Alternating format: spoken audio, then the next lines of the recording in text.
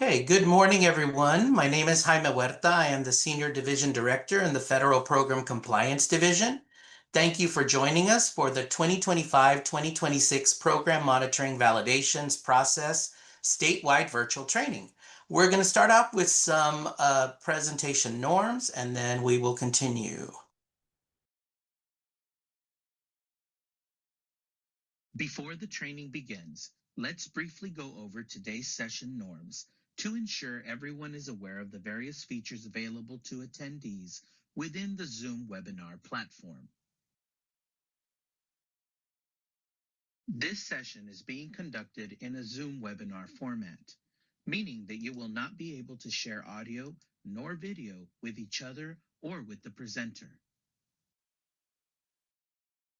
Closed captioning in the form of a live transcript and subtitles that are automatically generated by the Zoom webinar platform will be available at today's training. To access the closed captioning features, locate the closed captioning live transcript icon on the Zoom menu bar and click on it. The menu will provide you the options to show subtitles, view the full transcript as the training takes place, and additional subtitle settings. If you would like to ask a question, you will be able to type it in the Q&A window. The Q&A window can be accessed by clicking on the icon on your Zoom menu bar. That wraps up the session norms for today's training. Enjoy the training. All right, and a couple more training norms here. We have our legal disclaimer. This presentation is intended solely to provide general information and guidance. The content reflects our most current understanding of statute and applicable federal guidance. The content of this presentation is subject to change as a result of future guidance and/or other updates provided by federal agencies with regulatory oversight of these programs. This presentation does not constitute legal advice, and entities are therefore advised to seek legal counsel regarding the information and guidance provided in the presentation before acting upon the information provided. Additionally, TEA does not permit third-party recording of or the use of artificial intelligence summary services during its grant-related trainings. Attendees of our grant-related trainings may not use AI services, language models, applications, interfaces, or assistance to attend, review, or record the trainings. TEA further prohibits any person or entity from using the information included in its grant-related trainings to train AI technologies. Any attendees of TEA's grant-related trainings who violate this prohibition may be removed from the trainings and may be barred from attending future grants-related trainings. So if everyone could please check in. I know we've been sharing the check-in link in the chat, but if you could please let us know you're here by completing the presentation check-in form.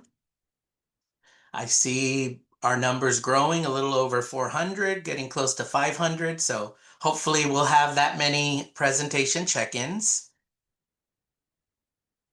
So if you could please select today's event and complete the form, and we'll go ahead and move on. So I wanted to start off by introducing our team, our small but mighty team in the Federal Program Compliance Division. Today's training will cover the program monitoring process or program monitoring validations process for the federal programs that are administered within our division. So in our division, we have Didi Garcia, who's our Assistant Division Director and also the State Director for Title I Part C, Title V Parts A and B. We have Lenitra Guess, who's the Program Director for Title IV Part A and ESSA Private Nonprofit School Equitable Services, and she also serves as our Ombudsman for Private Nonprofit School Equitable Services. We also have Idalia Ibanez, who is our Program Director for Title I Part C, Title V Part A, Unsafe School Choice Option, and Persistently Dangerous Schools. We have Nez Banyawa Jimenez, who's our Program Director for Title V Part B and our Program Coordinator for Title I Part C. Gerardo Ramirez, who is our Program Director for Title I Part D and Title II Part A. Victoria Rivera, who's our program and project coordinator and also uh, coordinates all our work related to the Smartsheet work app system. And then Vivian Smurl, our program director for Title I Part A, EdFlex, and Supplement Not Supplant. If you ever need to contact us, you are able to, and you don't know who to contact, we have a nice nifty contact sheet that provides all the programs that we support within our division with telephone numbers and email addresses for everybody. Also, you can also just send us an email if you have a question to essa support@tea.texas.gov. Again, this contact sheet is available in your handouts. That's the other thing I failed to mention, but handouts have already been posted or the slides have already been posted and the link has been shared in the chat. So we hope you can follow along with that. Again, for questions, please make sure you put your questions in the Q&A window. That's where we will be responding to questions as we go through the training. We have allotted some time to get to questions, so please go ahead and put them in the Q&A, and as we go through the presentation, I'll work on addressing your questions. So now that we're done with all those introductions and disclaimers and all the meeting norms, we'll go ahead and get started. So during today's training or after today's training, we hope that you will have gained a better understanding of our 2025-2026 program monitoring validations process, the key dates, and the resources that will become available to assist school systems in preparing for participation in this process. So our approach in the Federal Program Compliance Division has always been rooted in customer service, using data to drive decision-making, and in the spirit of continuous improvement. We never want you to feel that we are being punitive or that this is a way of being a gotcha requirement. We want to make sure that we're working in the spirit of continuous improvement. And just as we in the Federal Program Compliance Division have things that we can improve upon and work on, we know that school systems also are in that continuous improvement environment and system and process. And we hope that, again, this process is to further strengthen your processes, your internal controls as it relates to administering the various federal programs that school systems are responsible for administering when they accept the federal funding. In the Federal Program Compliance Division, we have three primary responsibilities. We are responsible for providing technical assistance to the field. That's to school system, education service centers, private nonprofit schools, and the public. We also provide training, such as today's training.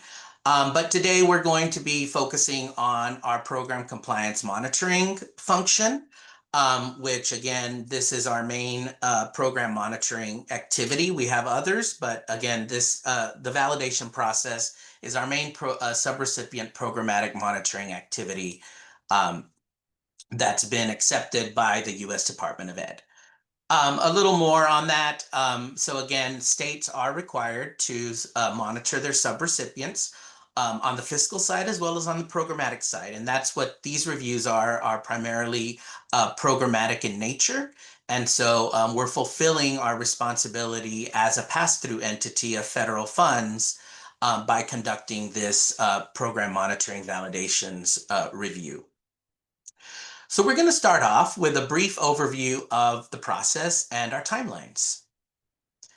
And so today, this is what our training agenda is going to look like. We're going to start with the programs that are included in the monitoring process, school system selection. We'll go over the program requirements that were selected, the year of documentation that we are reviewing, a timeline, how we're going to notify school systems that they've been selected, which, after the review, what happens, what compliance statuses are assigned. We'll talk a little bit about the documentation submission platform, tips and instructions for submitting documentation, and then we'll end with some resources. So if you are familiar with the process, last year, 24-25 was our first year of our redesigned process. We continued with the same programs. So if you were familiar with last year's process, the programs have not changed. We are still going to be monitoring Title I Part A, Title I Part C, Title II Part A, Title IV Part A, Title I Part D, Subpart 2, and private nonprofit school equitable services. The review, again, similar to last year, will be a consolidated review of all programs being monitored. Now, the change here is that last year we said we were going to implement a 5-year rotation schedule, and we have increased that to a 6-year rotation schedule. So each school system that is selected to participate will be selected once within the 6-year period.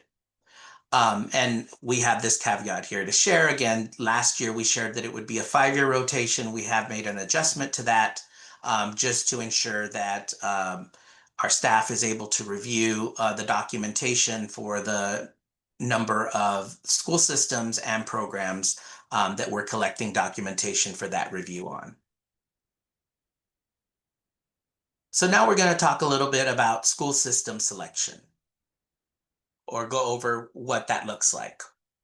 So school systems that applied for federal funding via their 24-25 ESSA consolidated application, and that's whether you applied as an independent project or as a member of a shared services arrangement, you're going to be selected to participate. Well, if you applied in 24-25 for any of the following programs, then your school system will be in the selection pool. Title I Part A, Title I Part C, Title I Part D, Subpart 2, Title II, or Title IV Part A. Now, school systems that participated in last year's process will be excluded from the pool for 25-26 and through the end of the 6-year rotation.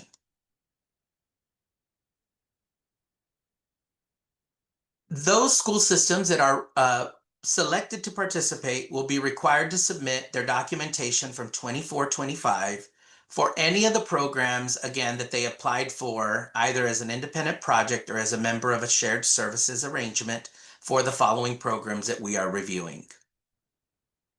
Now, school systems that reported that they were not in compliance for a school system at one program, for at least one program compliance self-check item for any of the programs that are part of the PMV process on the 24-25 Consolidated Compliance Report will be excluded from participation in the validation process for that particular program in 25-26.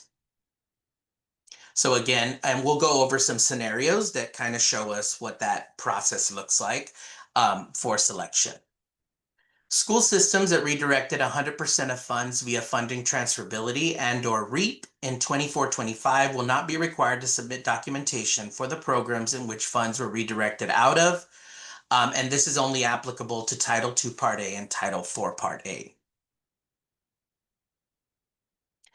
So let's take a look at some scenarios of what this looks like on our end when we're selecting school systems to participate. So the first thing we're going to look at is this is an example of one school system that is selected to participate. This school system applied for funding in 24-25 for all the programs that we're reviewing. Title I-A, Title I-C, Title I-D, Title II-A, Title IV-A, and PMP. On their compliance self-check responses for 24-25, they reported that they were in compliance with all the program self-check requirements for each of the programs listed. So therefore, as part of the 25-26 process, they will be required to submit documentation for one requirement selected by TEA for each of the programs. So again, this would be the most that an LEA would be required to submit documentation for.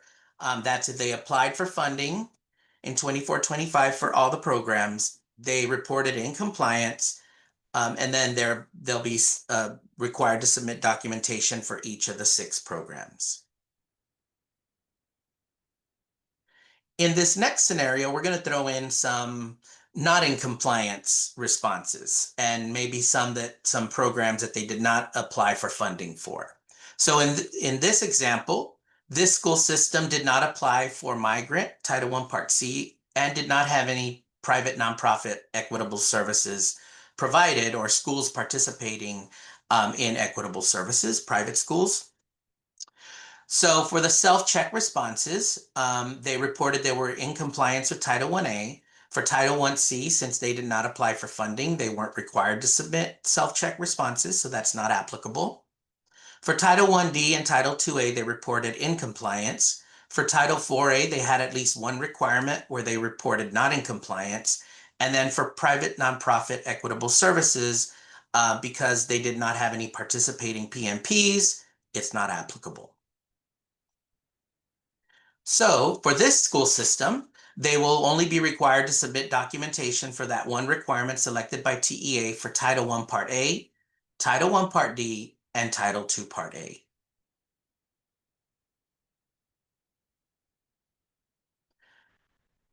So I have a couple of questions before I move on to the next scenario.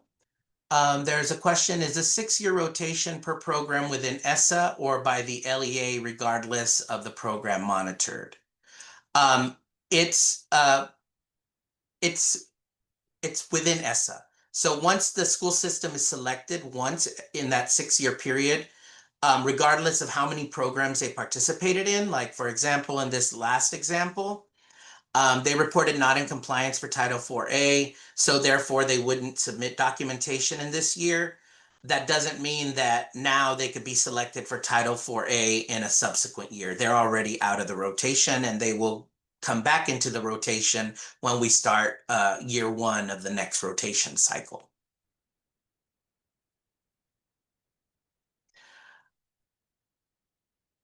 There's a question, how do you know if your district is selected? We will be posting a list of those LEAs that were selected on the date that we share the notification of selection. So I'll share that a little bit later in the presentation.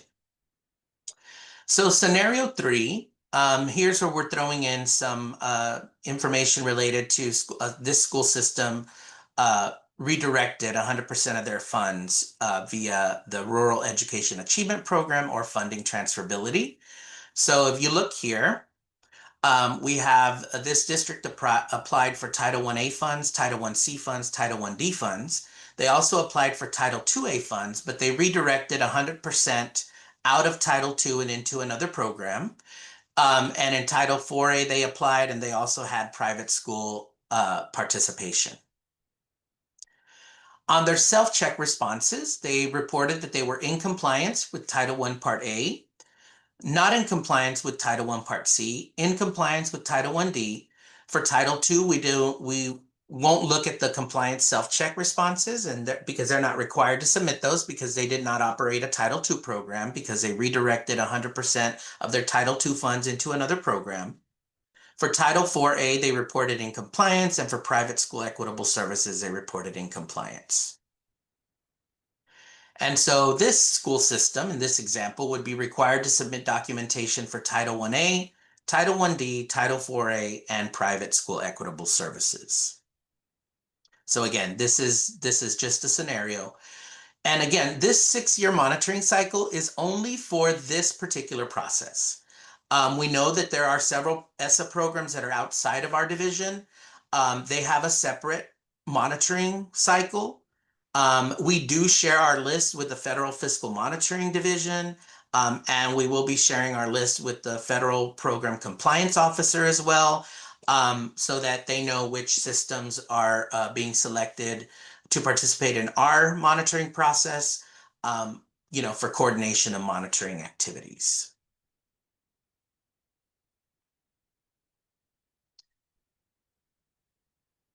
So before we move on, I know there's more questions there in the Q&A. We had several changes in staff. How can an ISD review the last time they were selected? So last year was the first year of our new cycle. So one way that you can verify is if you log into the Smartsheet work app system, you would see that your school system would have access to the program monitoring validations work app. We have transitioned some of that to an archive. So if you go into the archive folder, you could see that. And also we have a list of the current school systems that were picked or selected for 24-25. I can post that link in the chat later on towards the end of the training.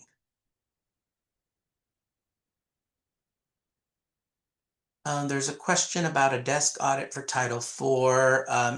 Yeah, desk audits or the fiscal reviews aren't included. This is part of the program monitoring validations process. So if your school system participated in the program monitoring's validation system last year, then that's part of the 6-year cycle.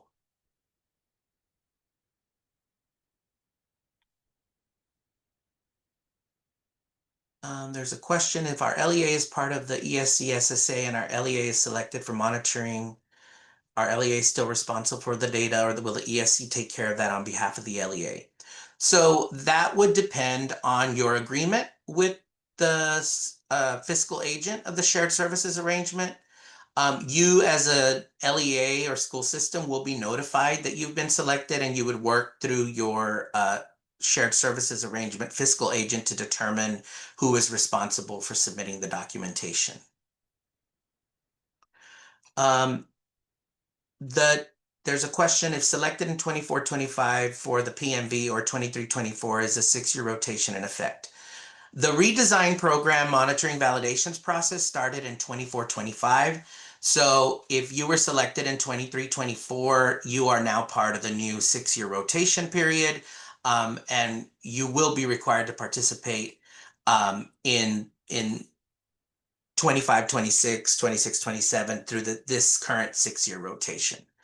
The only 1 year that's part of this new process were those that were selected last year in 24-25 to participate.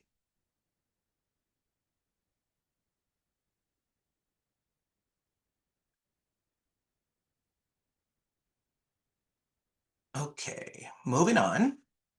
Great questions, by the way. So let me clear out some of these questions so that I keep a current list.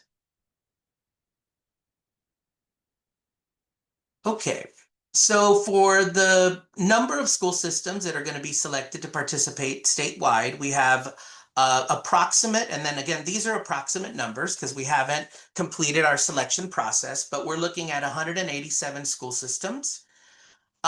Of those, we're looking that all 187 of them that are selected would have applied for Title I funding. So 187 would participate in the Title I review.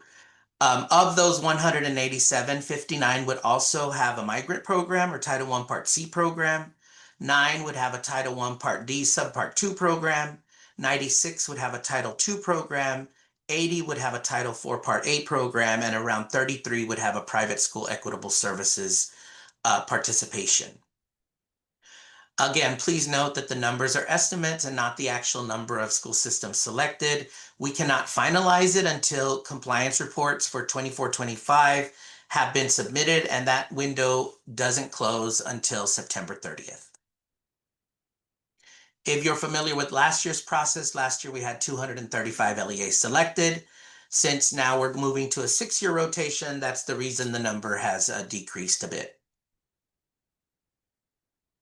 So now we get to the questions. I know I was trying to answer questions in between, but again, I'll see if we have any new questions. There's a question about ESSA includes Title III Part A. We notice that program is not listed as part of PMV. When and how is that ESSA program monitored or validated? So Title III is not administered in our division. It's administered in the special populations area.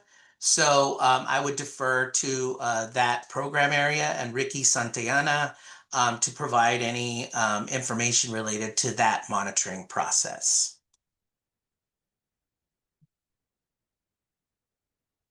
Okay. So now we're going to talk a little bit about the program requirements that were selected. Again, this is an overview, so we're not going to go into the specifics of each program requirement. There will be training resources that will be posted for that. So again, this is just to give you information about the requirements that will be selected for each program. So it's important to note that all the program requirements that are selected as part of our process are requirements that are included in the program-specific and ESSA provisions and assurances. When school systems apply for these ESSA federal funds, the first step in applying for the funds is agreeing to all the program requirements. And so the a school system official, usually it's a superintendent, has to submit what we call the SC 5003, which is a formula grants consolidated schedule. And in this schedule, this schedule or this form has to be completed in eGrants in the TEAL application system in order for the ESSA consolidated federal application to be able to be opened and for school systems to apply. So again, this is the first step in the process. So if you applied for federal funding, your school system official certified and submitted this schedule advising TEA that they were going to comply with all requirements of the grants. And so it's really important that if you manage or administer federal programs, that you're very familiar with the program-specific and ESSA provisions and assurances, along with all the other program guidelines, all that's here. But again, I wanted to be very clear that these are not new requirements. These are not requirements that we just make up. They're requirements that are actually in federal statute and that your school system has agreed to comply with when they apply for the federal funds. And that certifying official is usually a superintendent or their designee. The other thing I wanted to reference is when we look at the compliance report responses, we are looking at the 24-25 consolidated compliance report that are currently being submitted. Again, like I mentioned, the due date is September 30th.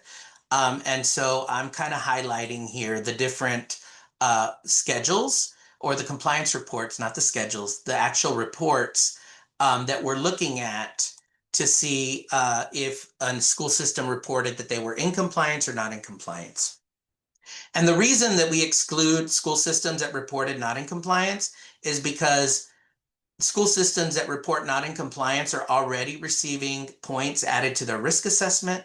And they've self-reported that non-compliance. So again, we don't want to provide, double points, or we already know that there's non-compliance. And in the compliance report, we also ask that school systems let us know how they're coming into compliance if they're not in compliance. And so that's why we exclude those from participation, those programs for participation if your school system is selected. So moving on to the number of requirements.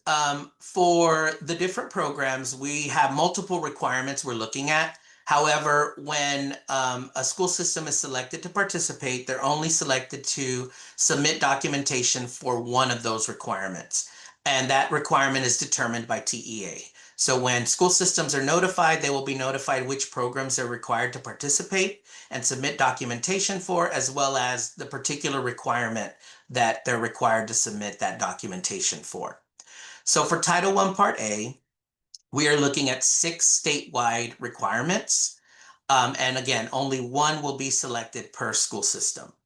For Title I Part C, we're looking at 3 statewide requirements. Title II Part A 4, Title IV Part A 3, Title I Part D Subpart 2 1, and Private School Equitable Services 3. Now, the number of program requirements selected may vary from year to year within the 6-year monitoring cycle. For example, last year in Title I Part A, we only looked at 5 statewide. This year, we're looking at 6. So again, the number can vary. For private school equitable services, I believe we looked at 4 or 5 last year. We're now looking at just 3 this year. So again, the number of requirements could vary within the 6-year monitoring cycle. So these are the requirements by program that we have selected to monitor this year. I want to just mention that either we change requirements or added new requirements based on findings or recommendations made by either a state audit, a federal audit, or a federal monitoring performance review.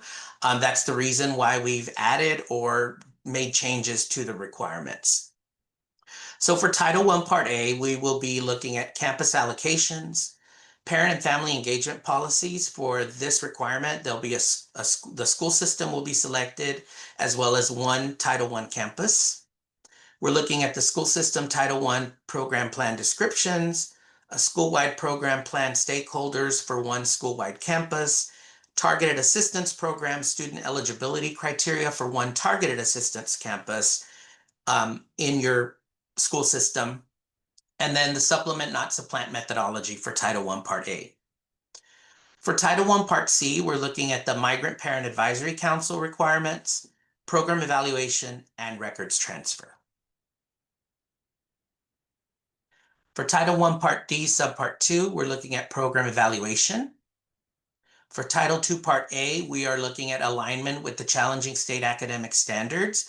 And this review has always included whether the documentation submitted is allowable use of Title II funds and supplement not supplant. We just wanted to be a little more transparent that when you submit documentation for this requirement and the next one, we are also looking at whether that documentation provided is for an allowable use of Title II funds and that it meets the supplement not supplant requirements.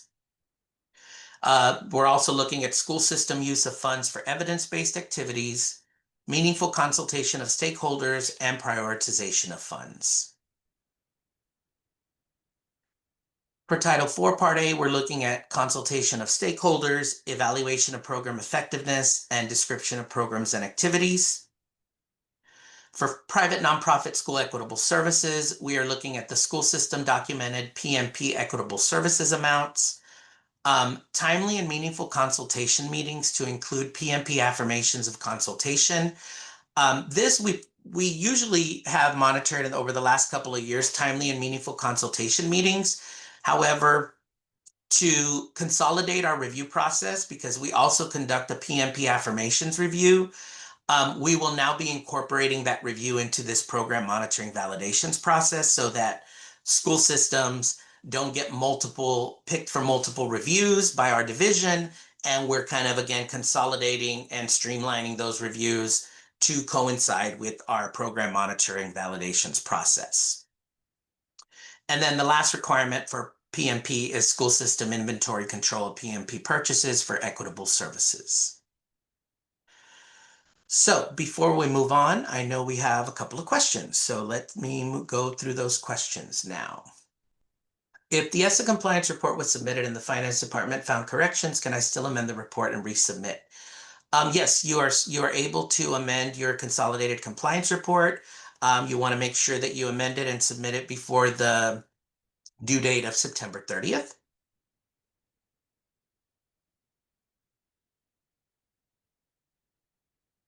Since Title III PMV is not included in this, will it also follow the 6-year rotation? Again, I would need you to reach out to Ricky Santayana to get additional information on the monitoring process for Title III. I wouldn't be able to confirm. Well, I know that since it's not part of our review, the 6-year rotation wouldn't apply. It would be whatever rotation or process that Title III has for their monitoring. If an LEA reports non-compliance in one of their compliance questions in Title 1A for 23-24 reporting, will the LEA be selected automatically next month for its 24-25? Clarifying my previous question above. So we are currently looking at only the 24-25 responses to determine whether a school system would be selected to submit documentation. So 23-24 data we are not looking at. We're looking at 24-25 data because that's the year of documentation review that we're looking for.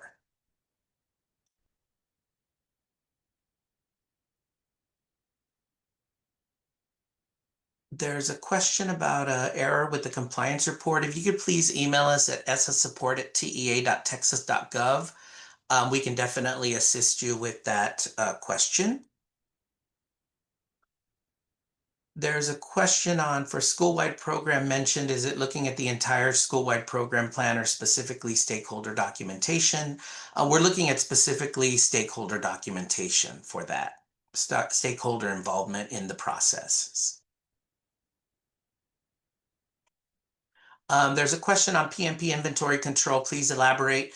As we get to some of the resources, I can point you in the direction of where the specifics of what we're looking for as it relates to inventory control. Again, I'll show that a little bit later in today's training. It looks like those are all the questions so far. So now we're going to move into the documentation that is requested. So just want to make sure that you know that documenting overall compliance for a program requirement may require several forms of documentation to be maintained locally and available upon request by TEA and/or an auditor.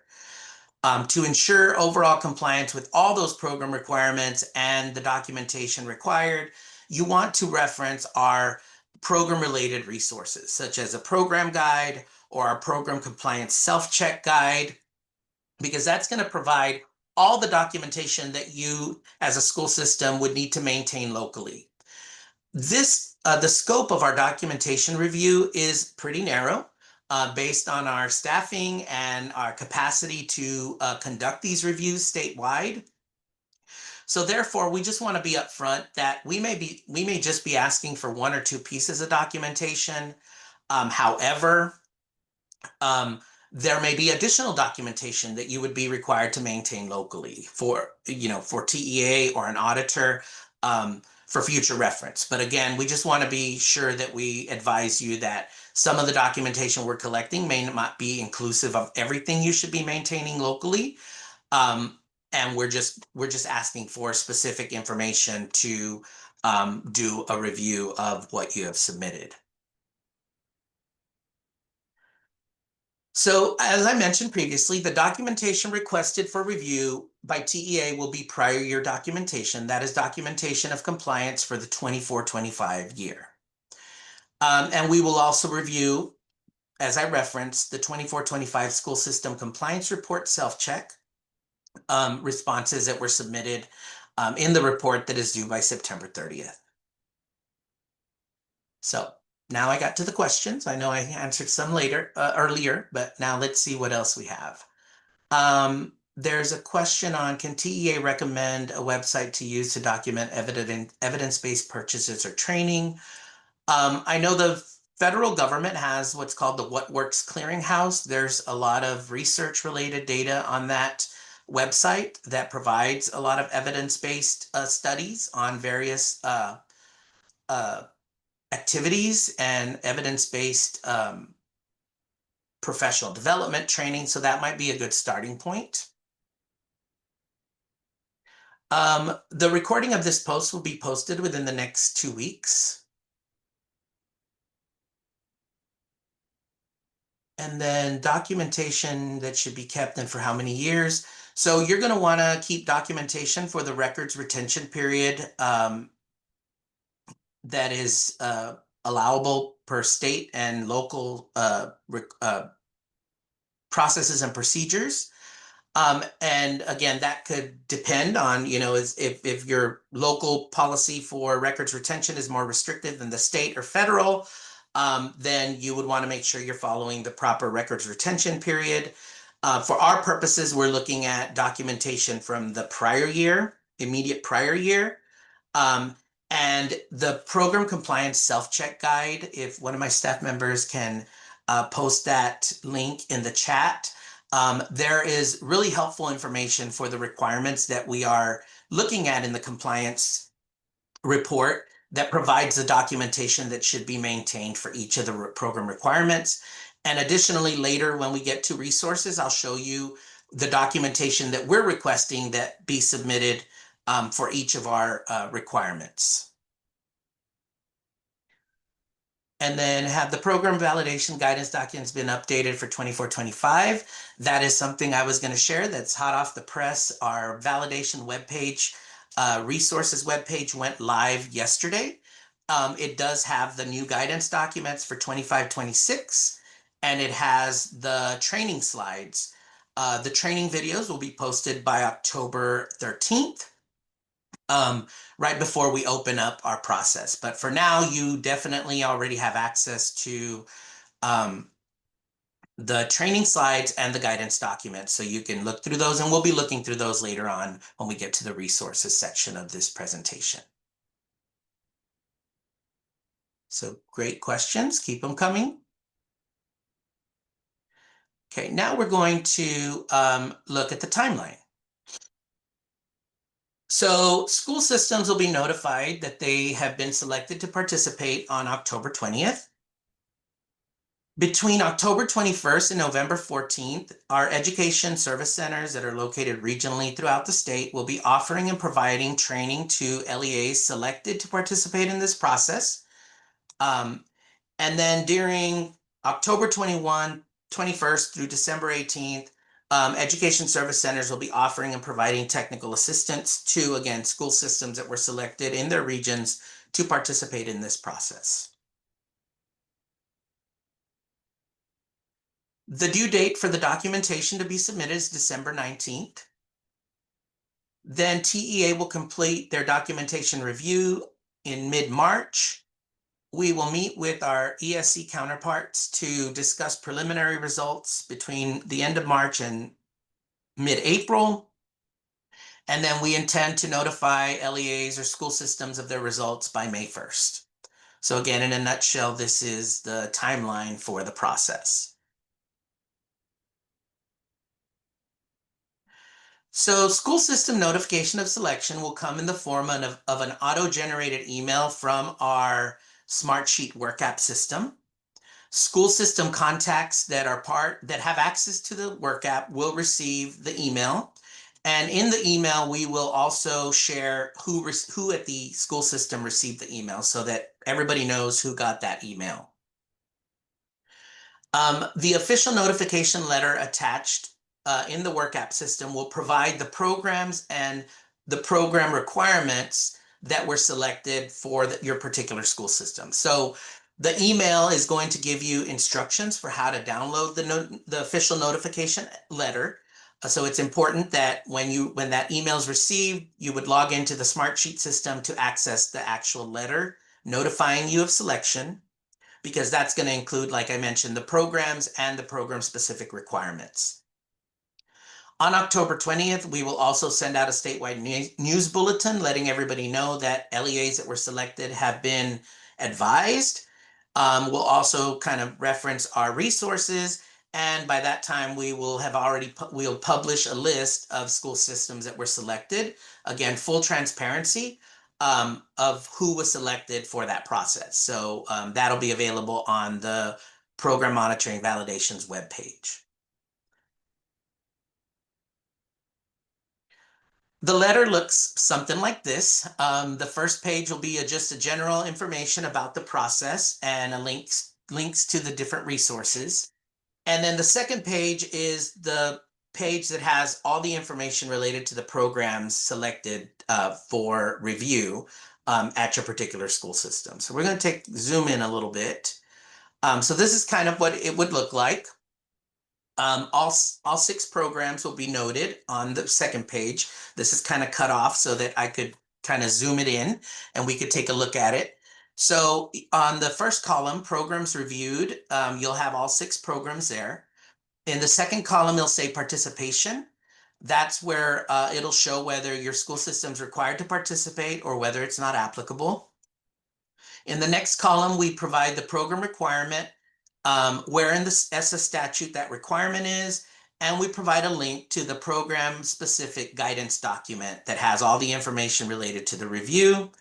And then only for Title I Part A, if the requirement requires submission of campus data, we will include the campus number and the name of the campus for which that requirement, for which documentation needs to be submitted. So for example, in this example that you see on the screen for Title I Part A, this school system was selected for the written parent and family engagement policies.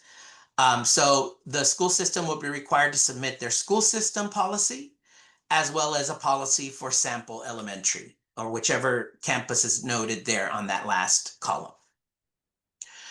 For all other programs, there is not a campus component, so it'll say not applicable.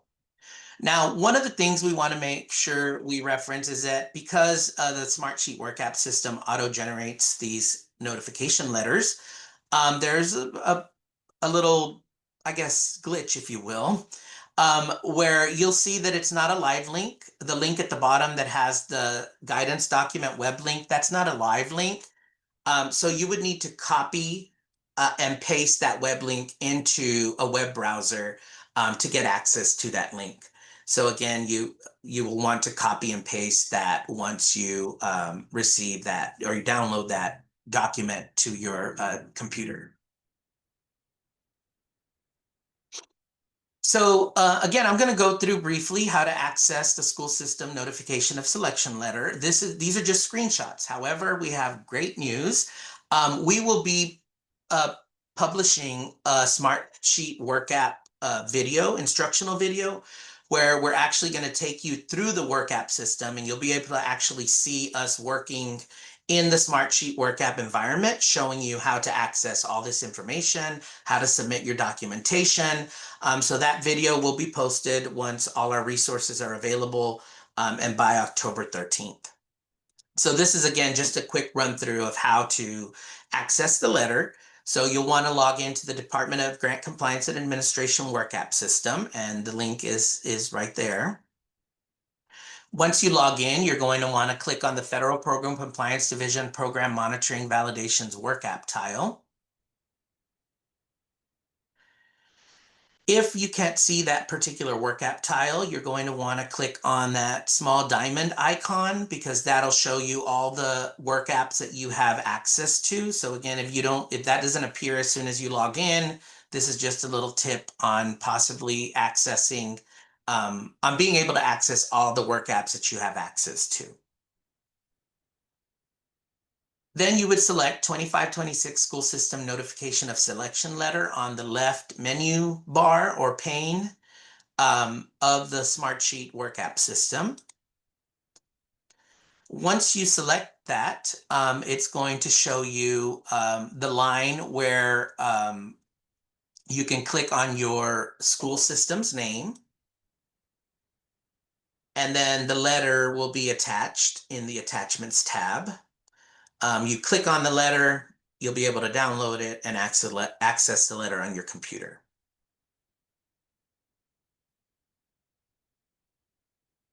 So we have questions about how do we get access to the app? I only have the archives program monitoring validations. So that's good because right now that's all we have are the archives. Once this new process goes live and LEAs are notified of selection, that's when this work app tile will become available to school systems. So currently, again, if you only have access to the archives, that's where all the prior year data is currently housed.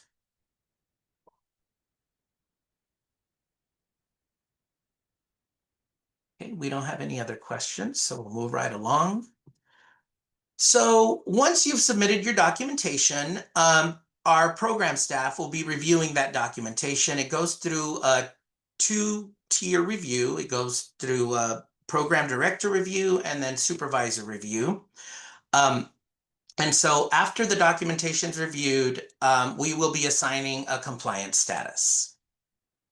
So there are 3 compliance statuses that will be assigned. Either you met requirement, which means that the documentation submitted met all the requirements as requested in the guidance document. And so the review will then be closed out upon school system notification of results. So once you've been notified of those results, the review will be closed out. And you will have met your programmatic requirement monitoring within the 6-year cycle. And again, this compliance status will be assigned for every program that you participate in the process for. So if you had to submit documentation for 6 requirements, you're going to get 6 different compliance statuses. And it'll be one of these 3. The next compliance status that we added last year as part of our redesign process was one that we call approaching compliance. So this one is for documentation that was, was almost at compliance level. And it was determined that we could work with the school system to try to come into compliance and look at a plan for establishing that compliance, and kind of move on in the process. So if your school system is assigned an approaching compliance status for one of the programs, you are going to be required to respond within 20 calendar days with a plan for establishing compliance, and that's after you've been notified of results. Um, TEA will review that plan and approve the plan for establishing compliance. If the plan is not acceptable, then the school system's compliance status is going to be revised to improvement needed. If we are approve of the plan, we review and approve the plan, then the compliance status will remain approaching compliance and the review will be closed out at the time of notification that we have accepted the school system's plan. It's important also in that letter you'll receive saying that we've accepted the plan is that you keep your documentation readily and available to TEA and an auditor showing how you met the requirements of that plan to establish compliance. So again, you'll approaching compliance, you respond within 20 calendar days, we review that, and then we close out the review if we accept the plan. If we do not, then you're assigned improvement needed. And at that time, then what the improvement needed status conditions will take place. So the next status is improvement needed. So when you receive this improvement needed status, your school system will be referred to the TEA compliance officer to engage in the non-compliance resolution process, and points will be added to your school system's risk assessment. So again, approaching compliance, you do not receive points for your risk assessment unless the plan that you submit for establishing compliance is not sufficient, and you're then assigned an improvement needed status. So again, met requirement and approaching compliance both do not include any kind of risk assessment points or referral to the compliance officer. It's if you have an improvement needed status, if you're assigned an improvement needed status, that's where there's a referral to the TEA federal compliance officer and the points are added to the risk assessment.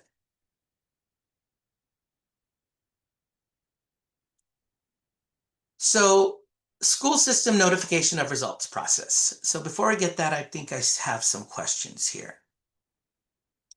How do we get access to archive program monitoring validations? So those are in the work app system. So if you participated in prior year validations, even if it was in the random validation process, like in 22-23, 23-24, all those can be found if your documentation was submitted through the Smartsheet system, they're available on the work app, Smartsheet work app, but you would have to have access to that work app system. And there's only certain people within your school systems that have that access, including your superintendent, business manager, or CFO. Sometimes federal program staff have that access as well. I think I already references that. Do you receive risk assessment points for approaching compliance? You do not unless once we review the plan and we determine that it's insufficient, then you'll be receiving an improvement needed status. And at that point, the improvement needed conditions apply.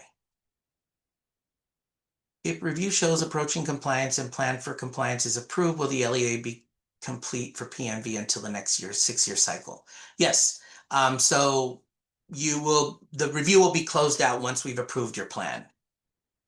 And you would have completed your monitoring requirement within the 6 years within the 6-year cycle. There's a question, if you have a plan for meeting compliance for the current school year, that will be accepted and we would be met requirement. So if you have a plan for meeting compliance in the current school year, we will still leave it at approaching compliance. Because based on our initial documentation review, that's the assigned status we provided. So it will remain approaching compliance. It is very late in the year when we provide this. And so you're providing a response in June, and there's only a couple more months left in the grant year cycle. So again, there's no risk assessment points. You're not referred for having approaching compliance. So again, it would remain approaching compliance if you were assigned that and we accepted your plan. Okay, for school system notification of results, it's very similar to the notification of selection. We will email everyone that has access to the work app system. It'll be an auto-generated email letting you know and advising school systems that results have been posted. So there will be an official notification of results letter that's attached in the work app system, as you can see here. And so the notification of results letter is a little more is lengthier than the notification of selection. This is a 4-page document. So again, the front page, the cover page is just general information about the statuses that were assigned. But then the important parts of this letter are pages 2, 3, and 4 that have a section for every program that's being monitored. And so every section will provide you with whether you were required to participate, what your compliance status is, and any next steps, any comments that the reviewer provided. Now, if you have an approaching compliance status or improvement needed, we will be providing you with comments on the reason for that particular assigned status. For met requirement, we might provide some pointers or comments related to our review, but again, sometimes we don't require staff to include those comments if there aren't any to share and the school system met requirement. So again, that's where the pages 2, 3, and 4 will be really important once we share the results of the review. So we're at a question slide. Let's see what we have here. Which status requires repayment of funds? So because we're not doing a fiscal review and we don't do question costs on our end, we technically do not require repayment of funds. However, we give you the option if like, for example, during the Title II review, we find that Title II funds were used in an unallowable manner or there was a possible supplant, then at that time we give you the offer to usually we'll assign an approaching compliance status for those, and you'll show us documentation that you reversed that charge or you refunded the agency. You're not required to. However, if you do not, then you more than likely will have an improvement needed status, and then you'll work through the federal non-compliance resolution process to work through what those next steps will be.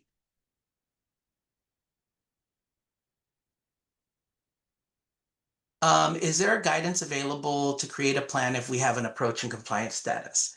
So again, as a result of feedback we received from our 24-25 process, and I'm going to mention that it's really important at the end or at the middle of the process, once you've submitted documentation, if you were selected, you're going to receive a customer satisfaction survey. And we ask that you complete that with true honesty and give us your feedback. But part of the process this year and feedback we received was that we didn't have any kind of template or guidance for the approaching compliance plan. And so this year we will be developing a template with everything that we want to see in that plan that you could use to submit if you have an approaching compliance status. So yes, there will be a lot more information. We apologize to you that participated in last year's process, and it was a very just open process. We didn't have much guidance out there. This year we will be kind of beefing up that process to provide more information about what is required in that approaching compliance status plan or plan to come into full compliance.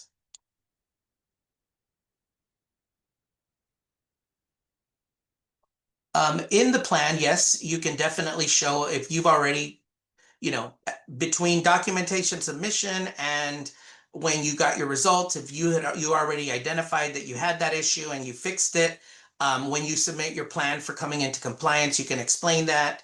And definitely that works for us.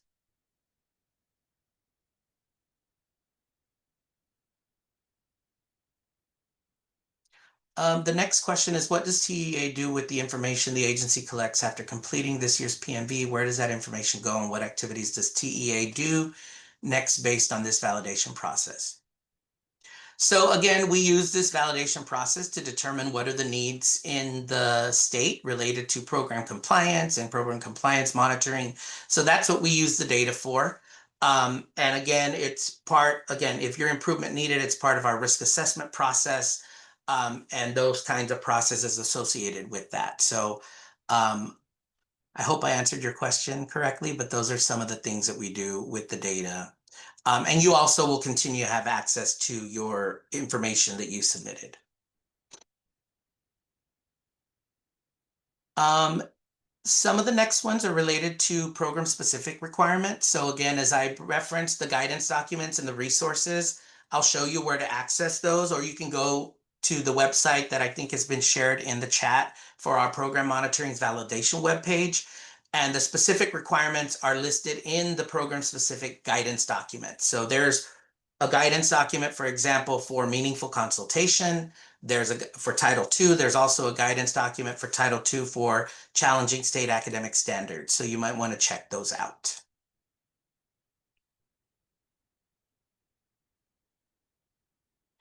Does TEA have anything due to the USDE based on these results? So if we get monitored by the U.S. Department of Ed, we always have to have our documentation that we've conducted these reviews, and what the results are. So that's the only, we would definitely use that to show and prove that we've conducted the review and what our monitoring process looks like. And again, just like you, we ask you to maintain that documentation. This is our documentation to show that we have a process, we have internal controls, and this is all documented on our end for when we get monitored, or even through a state audit.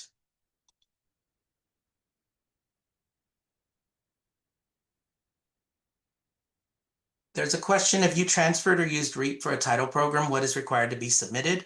So you're not going to be required to submit documentation because we're automatically removing that program from your school system if you REAPed or if you redirected 100% of your program funds for a particular program.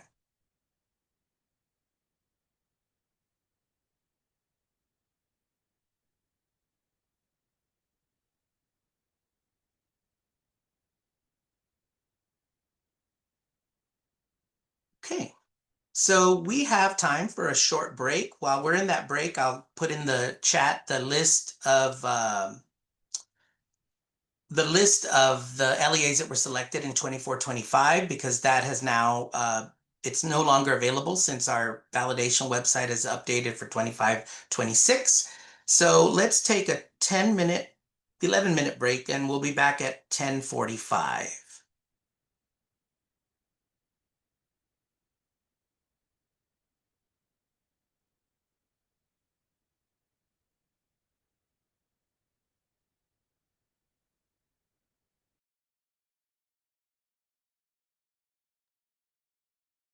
Okay, we are back from the break. Before I move on to submission instructions and requirements, I wanted to make reference. There was a question that I provided a written response to, but I thought maybe everyone might want to know about it. But I mean, it's available in writing. But the question was, what percentage of districts that were validated last year were noted as, met requirement, approaching compliance, or improvement needed? So I did provide that data. We conducted a review of 564 documentation reviews. Again, it was only 234 school systems. However, because school systems may have been selected for more than one program, there were 564 documentation reviews initially conducted. Out of those 564, 449 met requirements, which is about 80%. 19% received an approaching compliance status, which is about 108. And 7 of those reviews had an improvement needed status, which is about 1%. So again, that's the data from last year's reviews. Okay, so moving on to documentation submission instructions and requirements.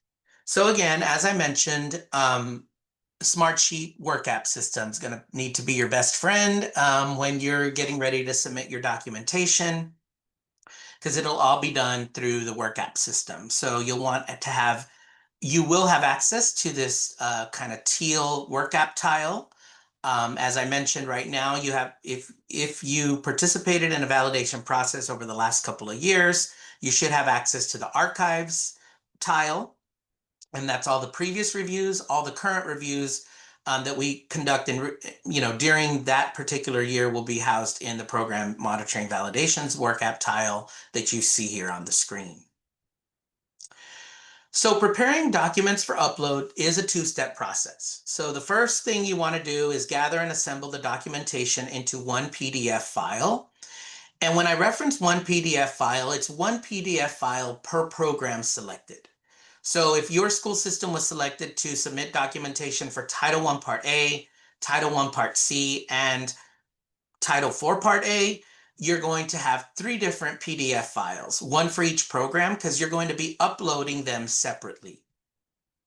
And then, so once you've gathered and assembled your documentation into one PDF file, then we're going to ask that you log into the system, complete the details form, and upload the documentation file, which we'll go through in the next couple of slides. So we'll start off with gathering and assembling the documentation. You're going to want to use the requested documentation section of the program-specific guidance document to gather and organize the documentation requested. This is what it's going to look like. Of course, it's going to have the actual specificity of the documentation that's required. So this is just a blank version of it, but I'm going to share one from last year's process for Title I Part C. So as you can see here, there are 3 different types of documentation that we're requesting. And what that description is in the description of acceptable documentation. It shares the year. Again, this is for last year. For this current year, it's going to show 24-25. You're going to want to assemble the documentation in the order it is requested. So 1.1 recruiter logs, 1.2 reviewer logs in this example, and so on and so forth. So again, you want to organize it in that order so that, again, the reviewer is able to find everything that you included in that documentation file for us to review and establish your compliance. And then you're going to want to number the pages of the documentation file consecutively. So again, order pages and numbers consecutively in the lower right corner. So again, page 1, page 2, page 3, the orientation really doesn't matter. Again, just make sure you number those pages because we are going to ask you to identify where in your documentation file is a particular requirement noted. So again, use the item number to mark the location on the page as well. So you could see here for item 1.1, you're going to want to say, okay, on this page, here's where the documentation are for 1.1. Again, it makes us focus on that particular area instead of going through all the documentation to try to decipher where that particular documentation of meeting that compliance for that program requirement is located. Each documentation request and item number should be marked on the appropriate page of the documentation file being submitted for review. So if there were 4 different requirements, and if you can, there's 2 on page 1, documentation that we requested, then again, you want to mark this is 1.1, this is 1.2, maybe 1.3 was on pages 2 and 3, and then on page 4 is 1.4. Please do not include any unnecessary pages. This is really important because all documentation that's submitted must be reviewed in its entirety. So should the review determine unanticipated areas of non-compliance, the school system could be referred to the appropriate division for further review. So an example of this is for some of our requirements, we say that you submit the relevant pages of your district improvement plan or of a campus improvement plan. And so it's important that you do not submit the whole district improvement plan because again, then we're required to review it in its entirety for compliance purposes. So please only submit what we have specifically asked for to be submitted so that, again, it could streamline and facilitate the review of the documentation being provided. The documentation file size is a 30 megabyte limit. If you are trying to upload a document and it doesn't allow you to, you can try optimizing the PDF file to reduce the size in Adobe. You want to also make sure that all pages are actually needed, because I don't believe that we're collecting documentation where it would be past the 30 megabyte limit, unless your documentation has like graphics or things that are making it a large file size. And if all else fails and you're still not able to optimize it, then the last resort is to split the file and upload multiple PDF files. But again, we prefer that you upload only one PDF file. So once you've gathered and assembled the documentation to one PDF file for each program that you've been selected to participate in, then you're going to log into the Work App system to complete the details form and upload the documentation PDF file. So again, I referenced the Work App tile. You'll log into the system, click on the Work App tile again. A reminder, if you're not able to access that Work App tile when the time comes, you want to click on this little diamond icon that'll show you all the apps that you were able to access. I kind of showed you already where you would download the notification of selection letter. Right under that will be the program monitoring validations menu item or dynamic view. You'll select that. Then you'll select, as you can see here, there's a program for every program that you were selected to participate. You'll have a line that has data on it. So you'll select that line. For example, this school system was selected for Title 1A, Title 1C, Title 2, and private school equitable services. So again, you would have to provide a response for each program. So you select that line. Once you select the line, then you're going to see a details form here that has some fields that have already been pre-populated, like your LEA name, the LEA stage, the requirement, if there was a campus name, the campus name. And so you'll scroll down and here is where you're going to share with us what page numbers we can locate which documentation. So there's multiple forms of documentation. This is where I said it's important to label your documentation. So if it's for requested documentation 1 or 1.1, and that's on page 1, then right here under requested documentation 1 page number, you would type 1. If it's on 2 pages, you put 1, 2. And then you go to the next requested documentation section and let us know on which page numbers we can find that documentation. So again, this is what you'll be required to complete and submit so that your submission comes through to us. After you've noted the page numbers, we're then going to ask you to let us know who's the person that's most familiar with the documentation being submitted for this particular program, so that if we have any questions or we need clarifying documentation, we can reach out. So again, it's important you put a contact name, an email address for that person, and a phone number. And then in the comments section, you can provide us with any comments you have related to the review that you think the reviewer might need to know. Then as you scroll down, there's a submission status option, and this is where you can let us know if you're ready to, if your data is ready to be reviewed. So you would select submission complete. You've entered your data and you've attached the documentation. If you're still trying to figure out, or you want to check out the system and you don't want to submit anything, but you want to start adding information in there, you can assign, well, you're going to start off with submission pending not started. Every school system will start with that, but you can select in process, save some data, we'll complete later, and then come back and then change your process to submission, or your submission status to submission complete. If you do not change your status to submission complete, we are going to reach out after the deadline, because we won't be reviewing your documentation until that status is changed to submission complete, because we're assuming that your submission is still in process. So again, it's automatically going to be selected to submission pending not started. Once you've started putting in your page numbers and your program contact names. Then one of the last things you're going to select is your submission status, and you can change it to either in process or submission complete. After you have completed everything on the details form that you can see, there's going to be an opportunity for you to save that data, but you're not done there. You then have to move on to attaching your documentation. So you would click on save, and then you would then access the attachments tab. If you have a gray save button, that means that not all the information that's required to be submitted has been included. So the required fields have not been completed. So that's why you're going to see a gray button. If it's blue, then it's ready to be saved. And of course, you can always discard your changes and not save any of the information you entered.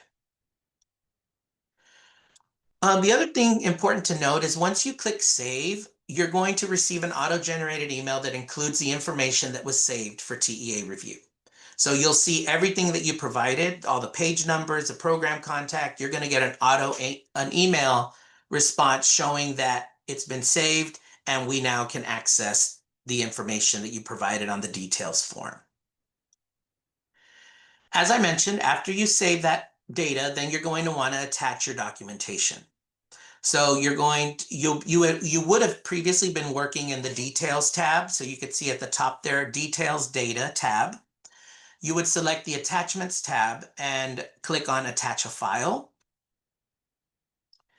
Once you click on attach a file, your computer system browser is going to open.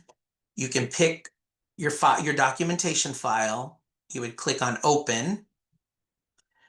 Then you would see that the documentation file was uploaded. It date stamps it, and by who uploaded it. And then that's pretty much it. That confirms that your documentation is there. If you don't see it there listed, then it did not attach. And again, as I mentioned, we're going to have a new and improved work app training where instead of these screenshots, you'll actually be able to be taken into the work app process so that you can kind of see what that looks like in the work app environment. After you're done, you can click on the little X at the top right corner, and then you're ready to sign out. You can always come back and review your responses. It'll be available there. I do see that people say I didn't see the posted list. It was provided in a link in the chat. So you might want to access there's a link in the chat that I provided right before the break or right during the break.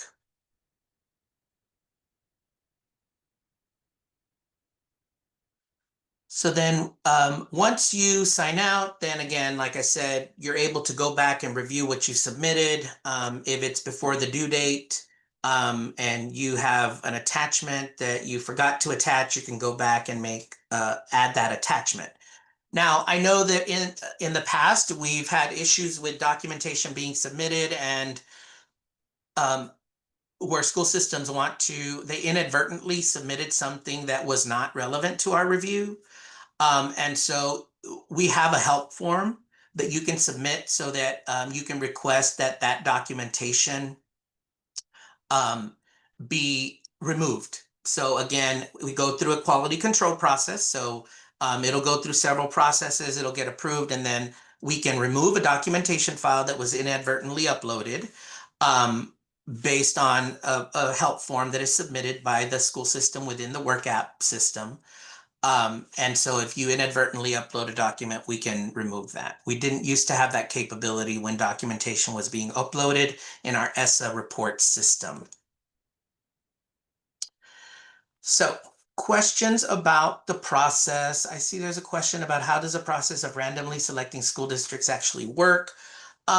It's based on the school systems that are in the pool and the number of school systems that we need to monitor within a given year. So as the 6-year process dwindles down, and as we get close to like year 4, 5, and 6, it's not that random because again, everybody's going to be required to participate within the 6-year period. So again, if your school system meets a certain conditions, we need to meet our program monitoring validation targets for each program, then that's where you're selected and placed in that pool to be selected.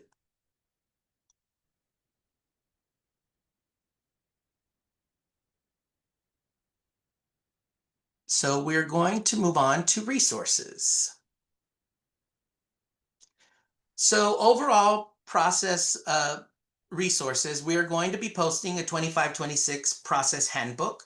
That handbook is going to have all these instructions for submitting documentation. It's going to have the school system selection criteria, just general information about the whole process. We're also posting an instructions for submitting documentation training video. And again, like I said, it'll actually take you through the work app in the work app environment. And then we already do have a Navigating the Smartsheet Work App System video that's available also on our website and on our Division Resources webpage. So if someone could please post our Division Resources webpage, there's a tab for Smartsheet Work App resources, and you can click on that and gain access to that video already. It's not program monitoring validation specific. That one will be coming soon and posted by October 13th. In addition to the overall process resources, we have some program specific resources. We have guidance documents for each program and requirement. It's important that you wait until you're selected and told which requirement you've been selected for.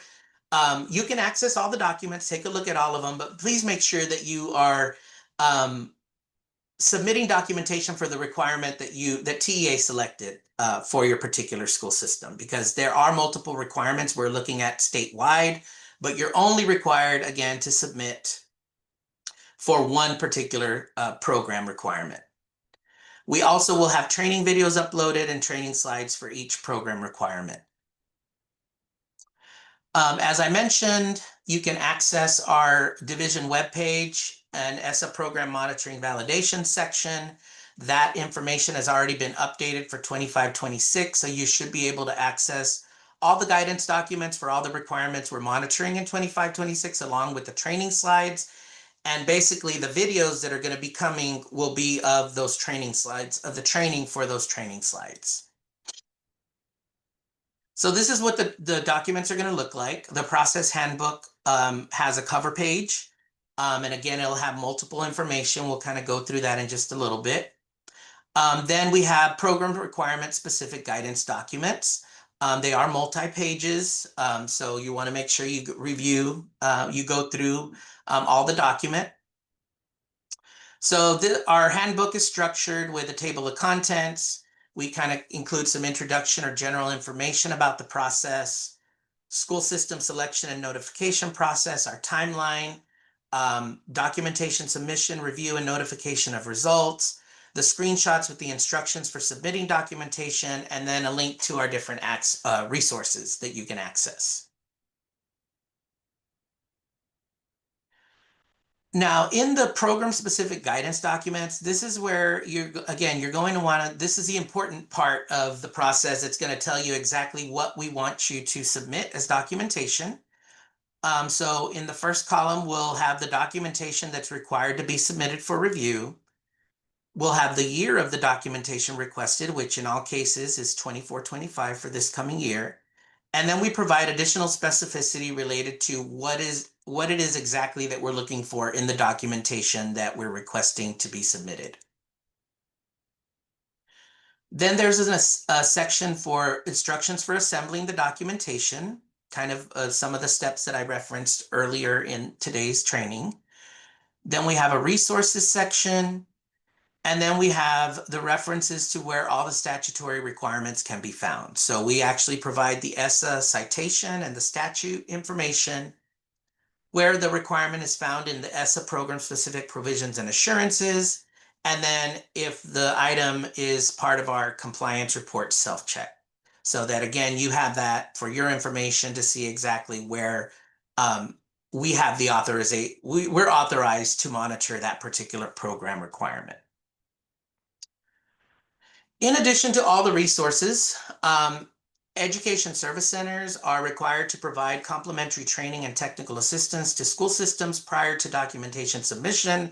So they will be offering that training and technical assistance for all our programs. And so again, if you need additional support, you can always reach out to us, but you can also reach out to your education service center, as we do provide grant funding to them to support you in providing training as it relates to the validation process and technical assistance up to the date that you're required to submit that documentation. And also in between our review, if we send you a request for additional documentation or some clarifying questions, you can also reach out to your ESC for technical assistance and support with those requests. Okay, so questions. There's from the school system selected in 24-25, how many were considered a high risk? I don't have that off the top of my head, but we can definitely look into that. If you want to send us an email to ESSA support, we can definitely provide you with a response to that. So ESSA support at tea.texas.gov. When does the next 6-year cycle start? Is it different for each LEA? It's not different for each LEA because, again, we're in this 6-year cycle. So it started in 24-25. So if we fast forward 6 years from 24-25, then our new cycle will begin in that year. I haven't really calculated it, but if we look at 24-25, 25-26, 26-27, 27-28, 28-29, 29-30, it seems will be the last year of our 6-year cycle. So it looks like we would start a new cycle in 30-31.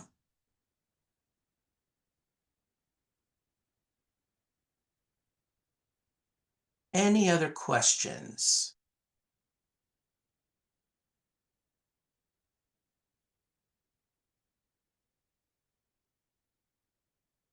Okay, so I'm going to move on.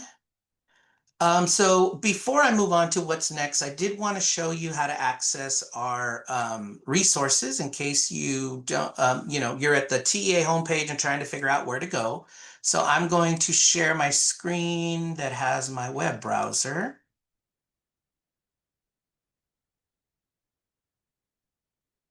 Okay. So here's the TEA webpage, homepage. And so to access our resources or our federal program compliance webpage, you can hover over the finance and grants little calculator tab here. And under the grants menu, we are the second web page that's listed there, federal program compliance. So if you click on federal program compliance, it takes you to our main homepage where you can then access the resources for all our programs. But here on the right, we have ESSA program monitoring validations. That is where you can access all our validation resources that I've been referencing. I'm also going to show you another section here. If you scroll down to division resources and you click on that, you can access some common information for all these programs. Like you can access the program guides for each one, the frequently asked questions documents that we have prepared for each one. But then down here, we have a general resources tab where you can also get to our program monitoring validations webpage. But then here's where our Smartsheet Work App resources are. We have an overview training video. We have our help form link and our instructions on how to submit a work app help form. So again, these are all resources that we've developed. Please feel free to check them out. But we're going to go ahead and now go to our program monitoring validations webpage. So as you can see here, it's been updated already for 25-26. You'll see a lot of coming soon because we are working through getting all this published. So our handbook will be published by or posted by October 13th. Also the instructions training video. And then the list of LEAs selected will be posted after school systems are notified on October 20th. We have the training slides for today that are already posted there. And we'll be posting the training video in a couple of weeks. Then you scroll down and you have all our program specific resources available. So again, as I mentioned, we have our guidance documents and training slides are both available. The training videos are not, but as it shows here, they'll be coming soon. So again, you can access all these documents already if you want to start taking a look at them. And then, of course, you'll see our email address here. You can always reach out to us. Earlier, I referenced our program contacts page. If you click program contacts, you're able to download that or see the program contacts by program, or you can see our division email addresses here. So those are the places where you can access our resources. And again, once we select LEAs and they've been notified of selection, we'll right here is where we'll link a list for the 25-26 process.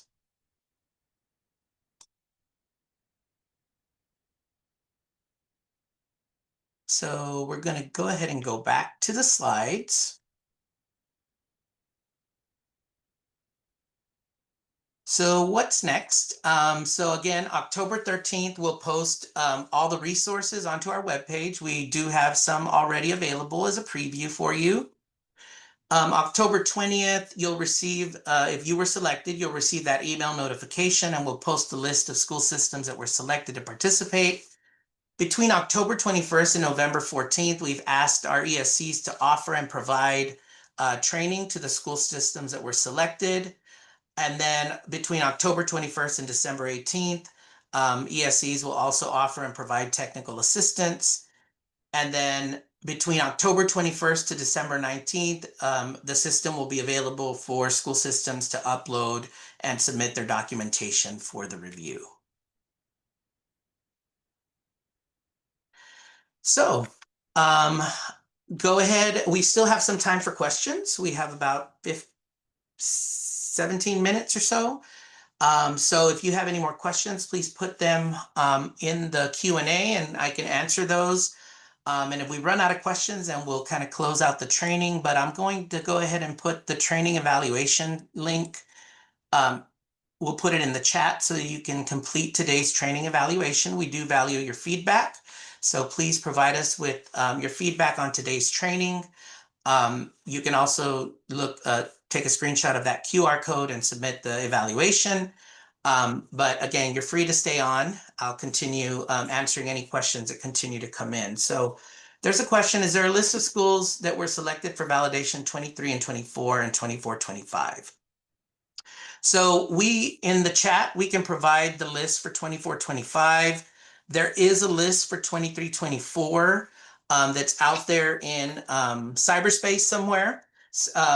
So please send us an email if you'd like to see that list for 23-24. We can definitely send that to you because I believe that's the first year that we started to publish our list of school systems selected. So again, please send us an email. We can definitely get that to you. For Title II, the guidance indicates documentation of activity. Does the LEA get to decide the activity we use for Title II funds? So it depends on which activity, of its alignment to the challenging state academic standards. We do ask that the LEA decide the activity that they're going to submit for meeting that. If it's evidence-based, then it needs to be one of the evidence-based activities. So if you have further questions, send us an email to ESSA support or reach out to Gerardo Ramirez, who's our program director for that program. If we were selected for postal work compliance review, is that included in your listing for our selection? It is not. That is separate. That is the postal work compliance review is a review of your current year application. So that's related to the application. So it's not related to program compliance requirements. So it's not part of our selection. It's only if you were selected for program monitoring validations. That's the one time in the 6-year cycle. If we were selected in 23-24, are we eligible to be selected again? Yes, you are now in the 6-year cycle selection pool. The only ones that are excluded were those that participated in our first year of this new cycle, which was in 24-25.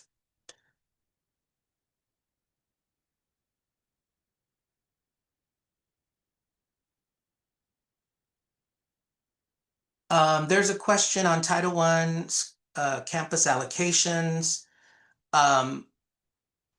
So I think Vivian is responding to that. She's our Title I director, so she's responding that in writing. On the TEA under Title I-A, Title I-C, there are three options. Those would be the choices in case of being selected. I'm not sure what you're referencing related to options. If you can clarify that a bit. Can you share more information about the 6-year cycle works? If you're selected in year one, will you be in year two the following year?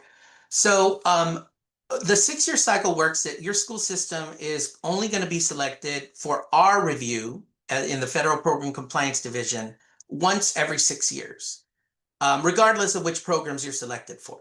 So, if you participated last year in the review and you were selected, you're not going to go back into the selection pool until I think what I referenced was 2030, 2031, when we start our new cycle.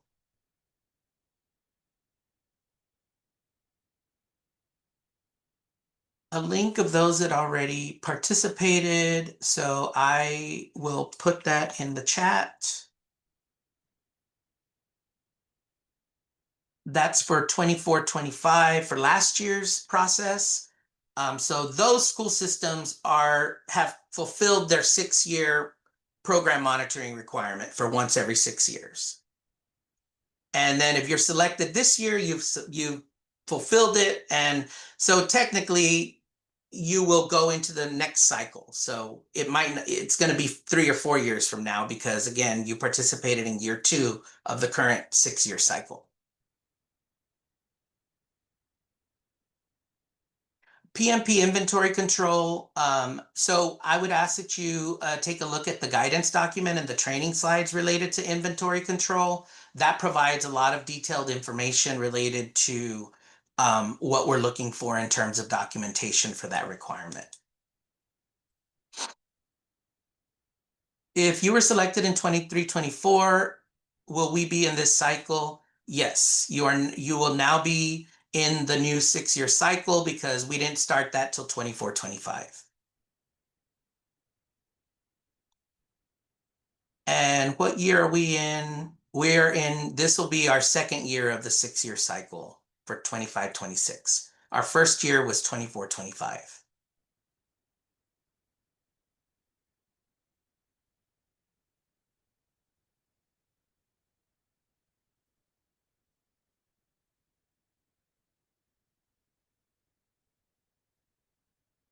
So school systems selected in 24-25 are not in the current, they're done with their 6-year cycle requirement. They were year one of this 6-year cycle. So if you were selected in 24-25, last year you submitted documentation, you're required to submit documentation. You won't be selected till another, it'll be 5 years after this, because you were in year one of the 6-year cycle.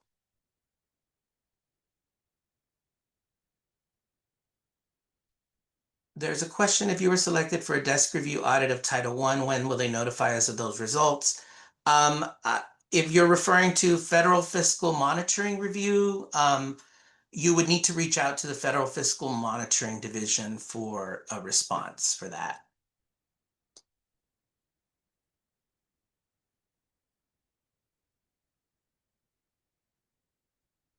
Any other questions?